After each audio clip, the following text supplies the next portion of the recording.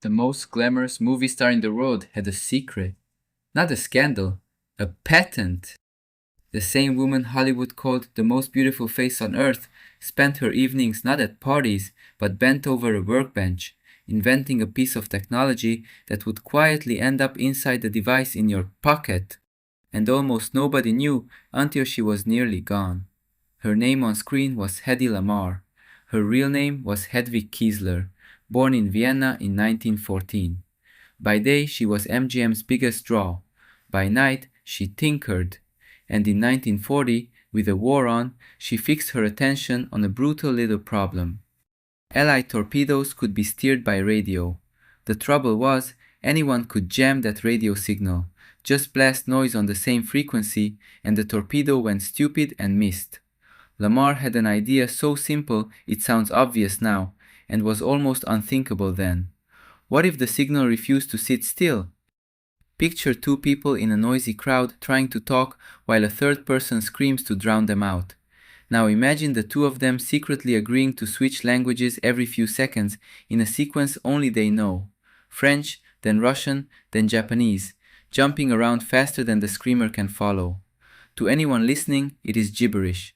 To the two who share the secret pattern, it is a clear conversation. That is frequency hopping.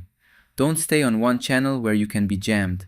Hop across dozens of them, in a pattern only the sender and receiver agree on.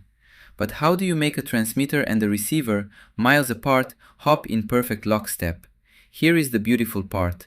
Lamarr teamed up with a composer named George Antheil, and Antheil had once synchronized player pianos, those self-playing pianos driven by a punched paper roll. So they used the same trick, a matching paper roll on each end, punched with the hopping pattern, keeping both machines dancing to the same tune. They even built it around 88 frequencies. 88, like the keys on a piano. In 1942, they were granted US Patent 2292387, the secret communication system, a movie star and a composer holding a patent on jam-proof radio. And then, nothing happened. The Navy looked at it and shrugged. Too bulky to cram inside a torpedo, they said. They filed it away. The war ended.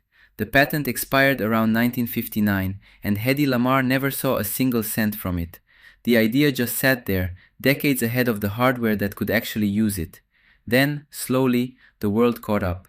By the early 1960s, the military was reaching for spread spectrum, the broader family of techniques her patent was an early example of. And eventually, those ideas helped lay the groundwork for the wireless world we live in. Let me be careful here, because this gets exaggerated.